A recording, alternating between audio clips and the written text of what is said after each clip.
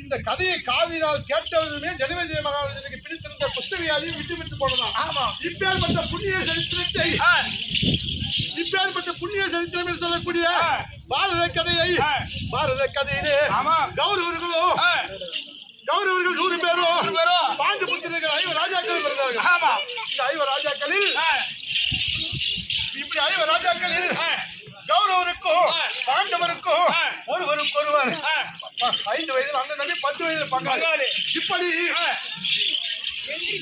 பாகப்பிரிவில கவனம் வந்தும் கொண்டு திரியனாக மற்றவன் பாண்டவரை வரவழைத்து சூது பகடையாடி 4 நகரம் உப்பு சட்டு வருவோர் முதல் படித்துக் கொண்டு 12 வனவாசம் ஓராண்டு 5வது வாசம் கழித்து வந்தால் பங்குள்ள பிரகாரம் 4 தருவேன் என்று தெரிவித்தார். இப்படி தெரிவித்திருக்கின்ற வேளையிலே இந்த சபையிலே நான் இந்த வேடம் தாங்கி வந்திருக்கிறேன். யார் தெரியுமா? அதோ வேண்ட பாண்டியராஜனுக்கும் குந்தமாதேவிக்கும் 5 ராஜாக்கள் பிறந்தார். 5 ராஜாக்களிலே தர்மனுக்கும் பீமனுக்கும் இளையோன், நகுல சகாதேவனுக்கு மூத்தோன், 5 நடுப்பிருந்த அர்ஜுனன், வில்விஜயன், காந்திவன், பர்க்குணன், வேடி, கிரிடி இப்படி சொல்லக்கூடிய 11 நாமனை படைத்த நான் தான் அர்ஜுன மகாராஜன்.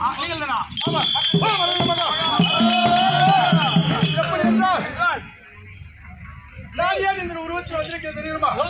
இப்படி என் தாயாதியாக திரியோதனன் சூது பகடையாடி 4 நகரம் பறித்துக் கொண்டு உப்பு சட்டி வருவது 10 பஞ்சாரம் பறித்துக் கொண்டு எப்படி எழுதி வைத்தால் 5 வருமே என்று சொல்லி பாறையில் பத்திரம் எழுதணும். எப்படி எழுதணும் தெரியுமா?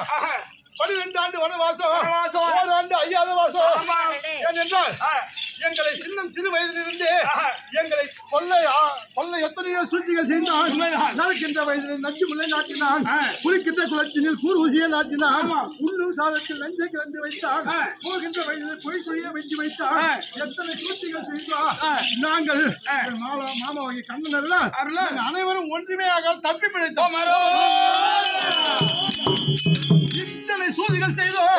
இந்த 5 ராஜாக்கள் பாண்டவர்களை கொல்ல முடியவில்லையே என்று கவலை எண்ணம் கொண்டு என்ன செய்தார் துரியோதனன் தன்னுடைய மகனாக விளங்கக்கூடிய லக்கின குமாரனுக்கு பூணூல் திருமணம் என்று எங்களை வரவழைத்து எப்படி பூணூல் கல்யாணம் சூது ஆடி வைத்துக் கொண்டு என் தேவையாக விளங்கக்கூடிய பத்தினி பாஞ்சாலியை 60ஆம் படி ஏற்றி தன்னுடைய தந்தையாக விளங்கக்கூடிய துச்சாதனை விட்டு துயிலூர் இருந்தார். இப்படி எல்லாம் பானபங்கங்கள் செய்து எங்களை வனவாசம் ஓட்டினான். அத்தன்மை போலவே எப்படி யார் சுற்றி கொண்டு ஜனனுடைய சுற்றி கொண்டு சூரியனை ஜெயித்தார். நாங்கள் தோற்றோம் என்றால் அண்ணா தான் ஆடினார். நாங்கள் யாரும் ஆடவில்லை. அண்ணன் ஆடினால் அண்ணனுடைய வார்த்தை சிறுமையில் கொண்டு குரு பெரியவர்கள் முன்னிலையில் சொன்னபடி 12 வனவாசம் ஓராண்டு 5வது வாசம் கழிக்க வேண்டும் என்று கானக சென்றோம். கானக சென்று முதலாக முதல் சூரியவனம், 2வது ராம ரிஷிவனம், 3வது முருக மகா ரிஷிவனம், 4வது கால மகா ரிஷிவனம், 5வது தைந்தவனம், 6வது காவலர் வருவனம், 7வது கெத்துவனம், 8வது குருமரிவனம், 9வது ரோம ரிஷிவனம், 10வது பாலைவனம். இப்படி 9 வனங்களுக்கு 10வதாக விளங்கக்கூடிய பாலைவனத்திற்கு வந்தோம். இந்த பாலைவனத்தில் நாங்கள் வந்து பார்த்த இடமெல்லாம் பெரும் மணல் மேலாகவோ காடாக இருக்கின்றது. இந்த 9 வனத்திலே நாங்கள் என்னென்ன புசித்தோம். நாங்கள் புசிப்பதோ காய்கனிகள், குடிப்பதல் துணை தண்ணீர், உறங்குவது வட்டப்பாறை. இப்படி நாங்கள் 9 ஆண்டு காலமாக காலம் கழித்து வந்தோம். இப்படி காலம் கழித்து வந்து தற்போது பாலைவனத்தில் பார்க்கின்ற போது எப்படி பாலைவனத்தில் பார்க்கின்ற போது எங்கு பார்த்தாலும் வெறும் மணல் மேலாகவும் ஈசங்காடாகவும் இருக்கின்றது. இந்த வனத்தில் நாங்கள் எப்படி பிழைப்பது? குடிப்பதற்கு தண்ணி இல்லை, உறங்குவதற்கு வட்ட பாறை இல்லை, உண்ணுவதற்கு காய்கறிகள் கிடையாது. நாங்கள் எப்படி பிழைப்பது என்று ஒன்று புரியவில்லை என்று எங்கள் குழுவாக விளங்கக்கூடிய முப்பாட்டு நாங்கள் வேதவியாசனை நினைத்தோம். இப்படி வியாசர் பகவானை நிற்க ஆனால் பாண்டவர்களே, நீங்கள் 5வரில் ஒருவர் அரிதாக சிவனை கோரி பாசுபதங்களை பெற்று வந்தால் பகைவரை வெல்லலாம், பண்புள்ள பிரகாரம் பாதி நாட்டை ஆளலாம் என்று தெரிவித்தார். அப்பொழுது மீண்டும் என் மாமாவாக விளங்கக்கூடிய கண்ணபிரானை அழைத்து கேட்கின்ற நேரத்திலே என் மாமாவுக்கு கண்ணபிரான் என் அண்ணாவுக்கு தருமபுத்திரன் போய் என்று தெரிவித்தார். அப்பொழுது ஆனால் கேளுங்கம்மா, நீயோ கைலாயம் செல்வாய், பாசுவதைக்கனை பெறுவாய், யாராகிலும் வருகின்ற வழியிலே தர்மம் என்று கேட்டால் கொடுத்து விட்டு வந்து விடுவாய், அதோடு போக வேண்டாம் என்று தெரிவித்தார். சின்னாக விளங்கக்கூடிய பீமசேனன் நான் சென்று வருகிறேன் என்று தெரிவிக்க, அப்பொழுது மாமாவாகிய கண்ணபிரான் கேட்டார், ஆனால் பீமசேனா நீ கைலாயம் சென்று எப்படி தவம் செய்ய என்று கேட்டார். மாமா நான் கைலாயம் சென்று தலை கீழாகவும் கால் மேலாகவும் ஈசனை கோரி கடந்தவம் செய்து வருகின்றேன். ஈசன் என்ற தவத்திற்கு இறங்கி வரங்கள் கொடுத்தால் பார்க்கின்றேன், இல்லை என்றால் இந்த கைலாய மலையை உன் காவலில் சேர்த்து வைக்கிறேன் என்று என் சின்னன்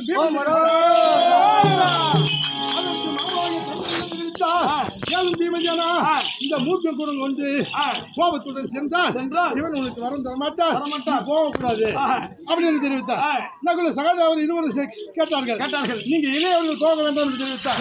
அப்பொழுது யார் யார் தவத்திற்கு போக வேண்டும் என்று என் அண்ணாவாகிய தருமபுத்திரை கேட்க, அதுக்கு மாமாவாகிய கண்ணன் சொன்னார், ஐவரன் நடுப்பிறந்த ஆற்றினன் தவத்திற்கு சென்றார், மாசுவாதிகளை பெற்று வருவார், பகைவரை வெல்லலாம், அன்புள்ள பணி பாதி நாடுகள் ஜெயிக்கலாம் என்று அதற்கு என் அண்ணாவாகிய தருமபுத்திரை தெரிவித்தார். ஆனால் கேளும் மாமா, என் தம்பியோ அர்ஜுனனோ 32 அழகுடையவன், முழங்காலில் முத்து மாணிக்கம், கல்லில் பரிசு வினை, நாவில் நட்சத்திரம், முதுகிலே மச்சிரகை, இப்படி 32 அழகுடைய தந்தையை அர்ஜுனன் சென்றான். அவனோ கல்லுக்கு சேலை கட்டி இருந்தாலும் அது ஆனா பண்ண என்று ஆராய்ந்து பார்க்கக்கூடியவன். அவன் தலைமுடியை எண்ணினாலும் தாசியாலே எண்ண முடியாது, அவன் கூந்தலை எண்ணினாலும் கூத்தி வர எண்ண முடியாது. அப்படி என்று என் அண்ணாவாகிய தருமபுத்திரர் என் மாமா எடுத்து தெரிவித்தார்.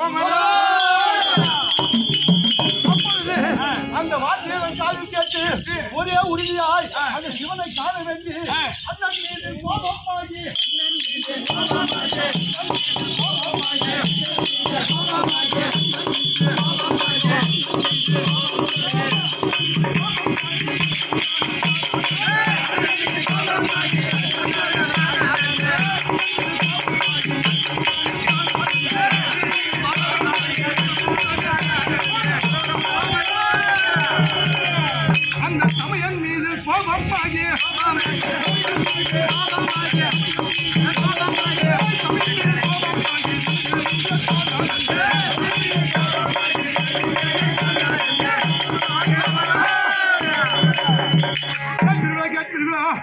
இப்படி அண்ணன் மீது கோபமாகி தவ வேடம் பூண்டு கொண்டு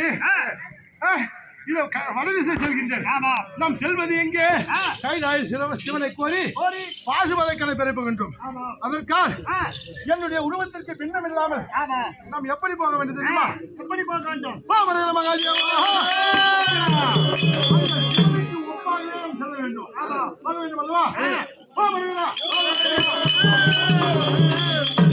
நான் கட்டி கட்டா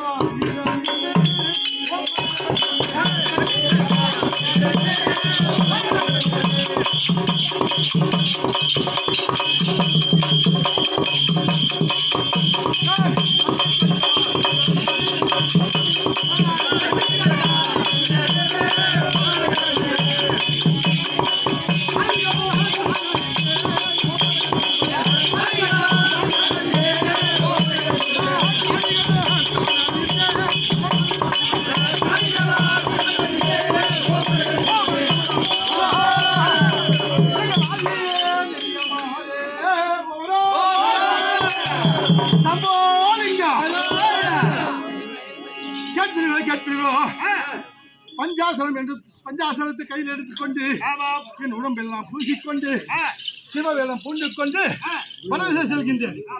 மீண்டும் எப்படி போக வேண்டியதுமா? எப்படி போக வேண்டும்? இறங்கி போடுவோம், முடியாதப்பா. கூந்தாலை தலையா பின்னி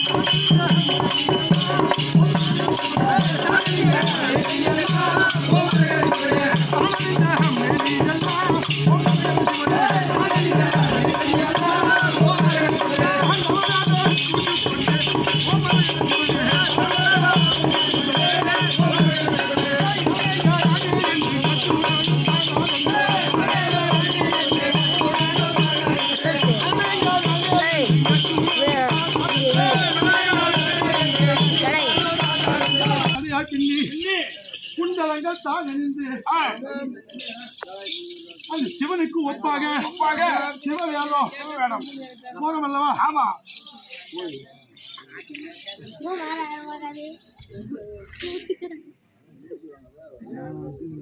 எடுத்துடா என்னடா